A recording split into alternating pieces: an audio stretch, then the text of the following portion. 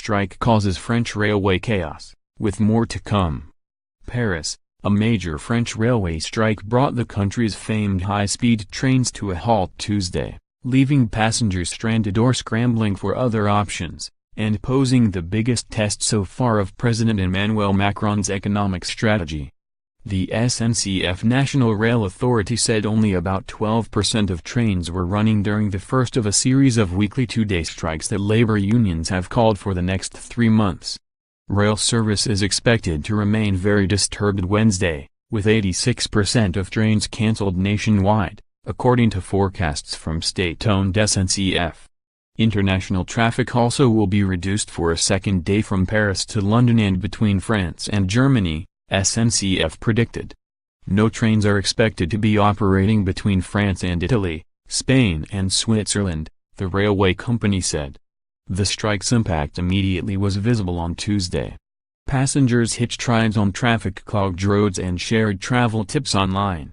At the Gare de Lyon station in eastern Paris, platforms were so packed that commuters spilled over onto the tracks as they waited for infrequent trains. 2 people were injured, including a woman in the head, according to SNCF manager Alain Grokovich. Commuters expressed anger at the overall situation, but were not necessarily taking sides. Really, this is catastrophic. Something needs to be done. We are the victims. We haven't done anything. We need to get to work like everyone else, as Isa Fleris, 56, said. I was really positive this morning, but now, you should have seen what happened on the train. Some people felt unwell, women were crying. Children. This isn't normal, Fleris said. SNCF said 77% of train drivers were on strike.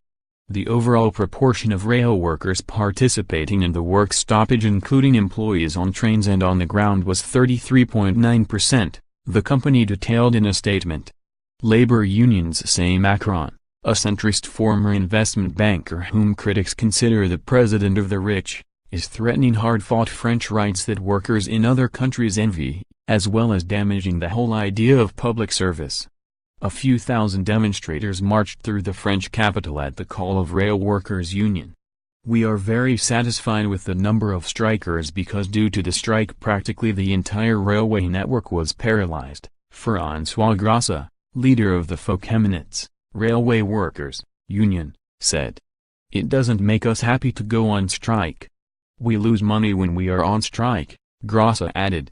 A group of about 100 people, most of them young, overtook the striking train workers and their supporters at the Paris March, smashing shop and bank windows. The police charged the crowd and ordered the demonstration dispersed. No injuries were reported. 5 people were detained. All in all, it was one of the worst days of industrial strife in France since Macron was elected president nearly a year ago. Macron has made reforming France's economy a central plank of his presidency. Many of his plans, particularly in the labor market, are meeting with increasing opposition from France's unions. There was further disruption in the air, with Air France cancelling a quarter of its flights Tuesday amid a strike over pay. Students also blocked campuses to protest plans to allow selection in state universities, while garbage collectors are on strike to protest what they say are worsening working conditions. Rail workers are protesting plans to eliminate a special status that they've enjoyed for decades. The Cheminot status effectively guarantees jobs for life and other benefits, in keeping with the image of France's railways as an essential pillar of the country's infrastructure and its public services. The government wants to maintain the status for existing workers, but abolish it for new workers. Macron's government says the guarantee is no longer tenable in a globalized and increasingly automated economy that requires more flexible workforces. In addition, with European Union rules requiring all member states to open up government-run railways to competition, the government argues that the special status puts SNCF at a disadvantage compared to potential private competitors.